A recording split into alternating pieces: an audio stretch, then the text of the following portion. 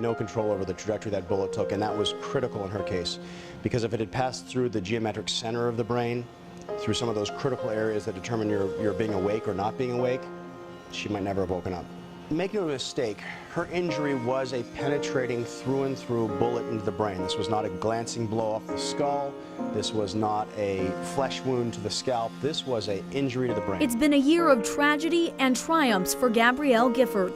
In the days that followed January 8th, doctors at University of Arizona Medical Center stayed cautiously optimistic as the Congresswoman fought to stay alive.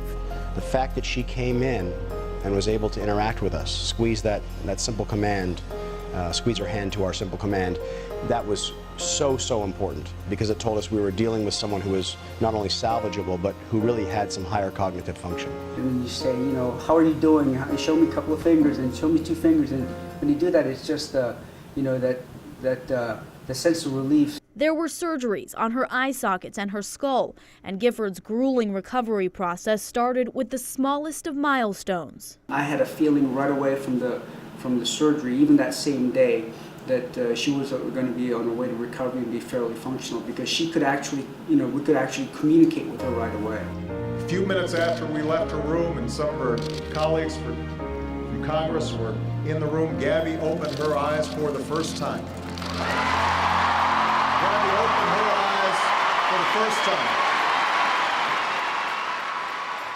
The day, for example, she opened her eye, very important day. It meant that she was starting to process her world and wanting to interact with it. Little things, like her husband saying she would take off his ring and flip it around. As Tucsonans and the rest of the nation wondered what the future held for the woman once dubbed the cheeriest member of Congress, Gifford's husband, Mark Kelly, was documenting his wife's slow but miraculous recovery.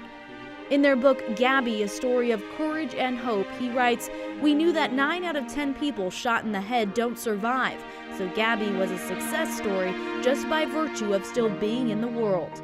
I love you. Since the left side of the brain controls the right side of the body and language, Gifford has had to relearn the basics most of us take for granted: how to sit, how to walk, how to speak. The bullet that pierced her brain has left her with expressive aphasia. She hears you, she understands you, she wants to find the words, she knows what she wants to say, can't really find the words to say. To say she's come a long way is an incredible understatement.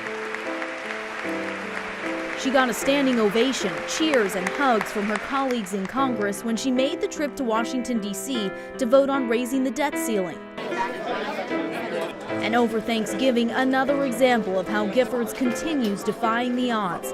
A chance to spend some time with the constituents she loves so much. A chance to give back to the men and women at Davis-Monthan. It's defying the odds. It's the American spirit. We're not going to give up. We're not going to let what happened in our past take away from our future. It's only going to make us stronger. And when I saw her, I said, "You look stronger." And she goes, "I feel stronger." The future is still uncertain. Will she regain the use of her right side? Will her speech and thought processes improve? Will she run for Congress again? But one thing is for sure. And the fact that she survived to be interactive with those she loves, and now surviving to actually take on even higher levels of function, really amazing. And while the road ahead will include obstacles and hardship, Gifford says she's determined to come home, to serve the people of Tucson once again.